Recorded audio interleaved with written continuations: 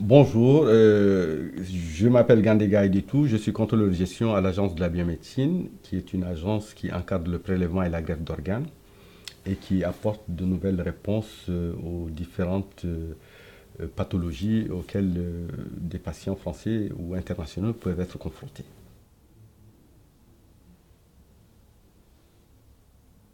La LOLF est la loi organique relative aux lois de finances qui a été initiée en août 2001 et pour une mise en pratique en janvier 2006.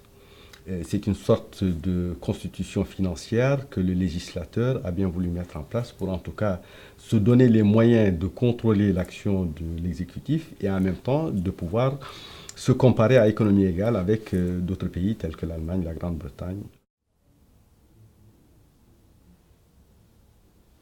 Un des impacts auxquels je pense, c'est que quand on a généralisé la mise en place des radars, le nombre de morts a beaucoup baissé. Mais quel rapport avec l'agence de la biomédecine?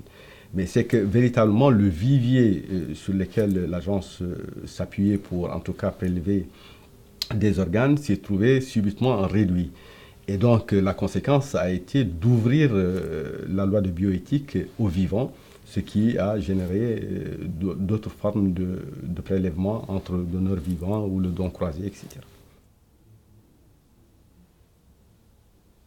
Absolument. La LOLF a des faiblesses puisque d'abord, c'est qu'elle intervient sur des périmètres qui ne sont pas constants. Ça, c'est un. Deuxième chose, c'est qu'elle s'est essentiellement focalisée sur la partie coût en omettant la partie recette. Or, il y a une forte corrélation entre les coûts et les recettes, puisque dès l'instant où on agit de manière très forte sur tout ce qui est coût, on peut avoir des contre-coups ou bien en tout cas des incidences sur les recettes. Et donc, à ce niveau, la LOLF ne me semble pas avoir été bien équilibrée sur ces deux piliers-là.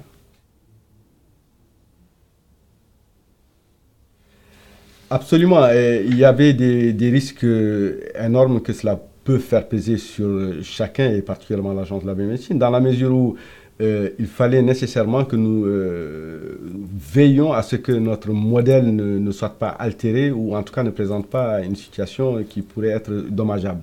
Ce qui nous a conduit à modéliser un peu notre activité et à être sûr que les variables sur lesquelles nous pouvons agir n'auraient pas forcément de répercussions négatives sur le niveau d'activité et l'excellence d'activité de l'agence de la biomédecine.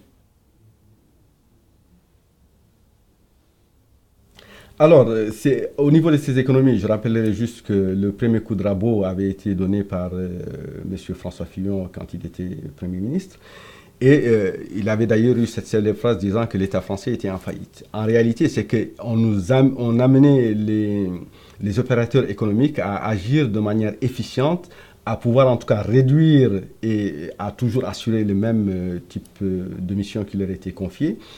Et donc, à ce niveau, nous avons agi sur d'abord tout ce qui était autour des fonctions métiers, donc notamment le support, sur lequel nous avons fortement agi. Et je donnerai juste à titre d'exemple, dans ce contexte de crise, il n'était pas facile pour notre bailleur de pouvoir trouver quelqu'un d'autre qui lui reprenne son immeuble. Donc, forcément, le prix de revient au mètre carré qui était 370, nous avons pu le négocier et le tomber à 270, ce qui, quand même, pondéré par 5900 mètres carrés, pouvait déjà apporter. Et il y a plusieurs pistes de cette nature qui ont été explorées, qui nous ont permis de d'abord mettre en coupe beaucoup plus drastique les fonctions support, plutôt que de toucher tout de suite au cœur du métier. Mais en même temps, c'est que nous avons agi sur le métier pour que les process soient plus efficients et plus efficaces.